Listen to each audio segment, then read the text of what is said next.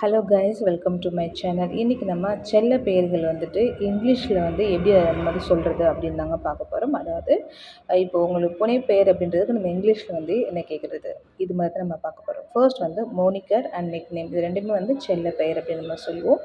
Next வந்து சோப்ரிக்யூட் அப்படின்னா புனைப்பெயர், சோப்ரிக்யூட் புனைப்பெயர்.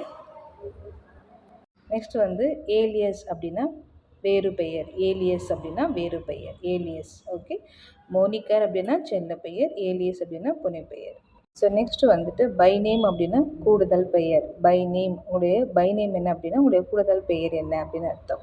Next வந்து உங்களுடைய ஹேண்டில் நேம் என்ன அப்படின்னா உங்களுடைய அடையாள பெயர் என்ன அப்படின்னு அர்த்தம். நெக்ஸ்ட் வந்து உங்களுடைய டைட்டில் நேம் என்ன அப்படின்னா பட்டம். ஓகேங்களா, பட்டம். நெக்ஸ்ட் வந்து அப்லேஷன் அப்படின்னா அழைப்பு பெயர், அப்லேஷன் நேம் என்ன அப்படின்னா அழைப்பு பெயர். ஓகே, ஸோ இது வந்து நம்ம வந்து இப்போ நான் சொன்ன மாதிரி ரொம்பவே சிம்பிள் தான். நம்ம ஒருத்தவங்கள்ட்ட உங்களுடைய நேம் என்ன, அதாவது உங்களுடைய பட்ட பேர் என்ன, உங்களுடைய கூடுதல் பேர் என்ன, அடையாள பேர் என்ன அப்படின்றத இந்த மாதிரி நம்ம வந்து ஹேண்டில் நேம் அப்படிலாம் சொல்லி கேட்கலாம்.